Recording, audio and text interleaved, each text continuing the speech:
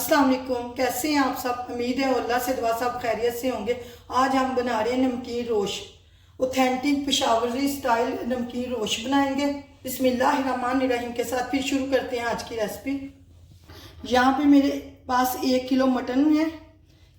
इस तरह की आप ज़रा बड़ी बोटियाँ रोश में जाती हैं।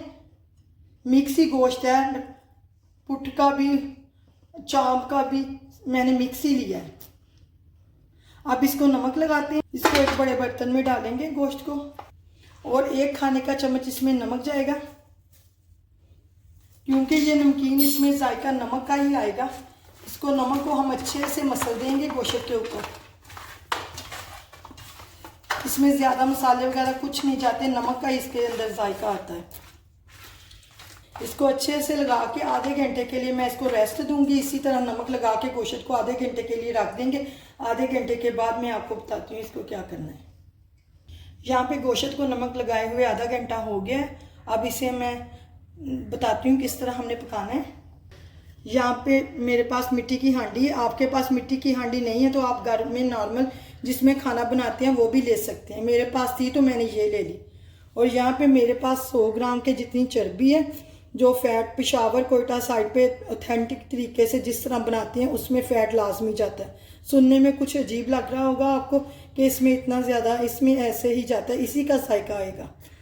सबसे पहले इसको हम नीचे हांडी के असेंबल कर देंगे।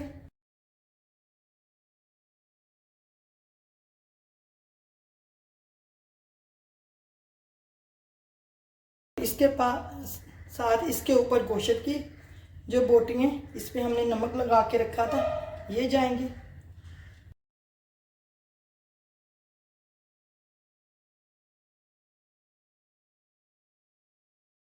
इसके दरमियान में जो थोड़ी सी हमारे पास चर्बी बची थी वो डाल देंगे। तकरीबन 100 से 150 ग्राम तक आप चर्बी इसमें डाल सकते हैं। यहाँ पे मैंने 1 प्याज लिया है, ये इसके अंदर चली जाए, और 1 लहसुन को मैंने 2 लिया था। और यहाँ पे मैंने 2 अदर टमाटर लिए। टमाटर बड़े थे, मैंने इसको ऐसे दरमियान में से काट लिया। ये इसके ऊपर जाएंगे।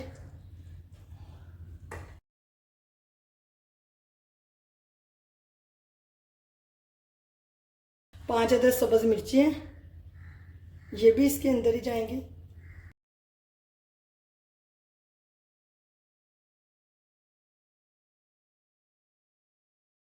यहाँ से 15 से 20 अदद मेरे पास है काली मिर्च साबुत, ये इसके ऊपर जाएंगे।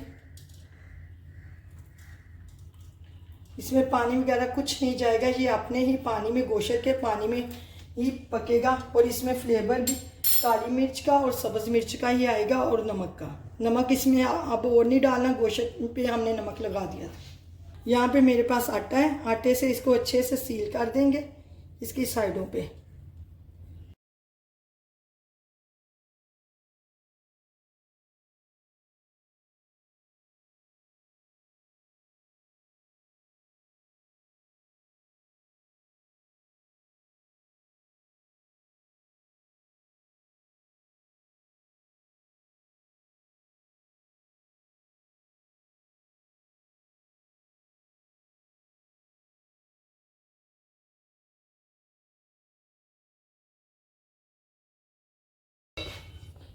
मेरे पास इसका ढक्कन नहीं था, मैं इसके ये वाला ढक्कन दे रही। इसको अच्छे से हमने सील कर देना है दबा के। इसमें पानी वगैरह कुछ नहीं जाएगा, ये चर्बी के पानी में और गोश्त के पानी में, गोश्त अपना पानी छोड़ेगा, उसी में पकेगा। यहाँ पे चूल्हे के ऊपर मैंने रख दिया है। 5 मिनट के लिए इसे मीडियम आंच पे पकाएंगे। 5 मिनट के बाद बिल्कुल मैं इसकी दम वाली फ्लेम कर दूंगी। 2 से 2.5 घंटे पे दम वाली फ्लेम पे ये पकेगा। वो कोयलों पे पकाते हैं, उनके पास बड़े बड़े पतीले होते हैं और वो कोयलों पे पकाते हैं। मेरे पास कोयले नहीं थे, इसलिए मैं चूल्हे पे बना रही हूँ। जिन्होंने अभी तक मेरे चैनल को सब्सक्राइब नहीं किया, प्लीज़ आप मेरे चैनल को सब्सक्राइब करें, लाइक करें, शेयर करें, और बेल आइकन का बटन लाजमी दबाइएगा ताकि हर नई वीडियो का नोटिफिकेशन आपको मिले। यहाँ पे देखें, मीडियम आंच पे 5 मिनट पकाएंगे ताकि हांडी हमारी अच्छे से गर्म हो जाए।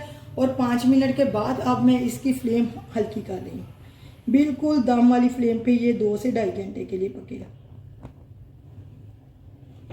आप देख लें इधर कैमरा अगर मेरा दिखा रहा है तो आप देख लें, इधर इतनी फ्लेम पे ये 2 से ढाई घंटे के लिए पकेगा।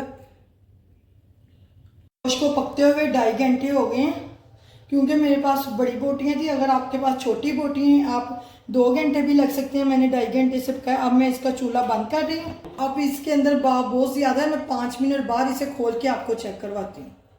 यहाँ पे ये देखिए, इसे खोलते हैं अच्छे से, ये देखिए, ये इसकी शक्ल देखें। इसमें हमने एक बूंद भी पानी का नहीं डाला था। ये देखें पानी, गोश्त ने अपना ही पानी छोड़ा है, अपने ही पानी में ये बना है। यहाँ पे देखिए गोश्त को चेक करते हैं कि गला है कि नहीं।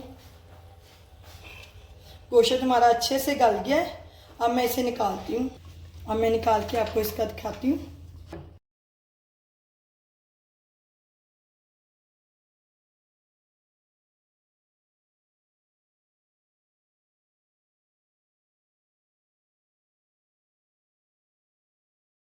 चलिए मैं आपको तोड़ के भी इसकी दिखाती हूँ लुक।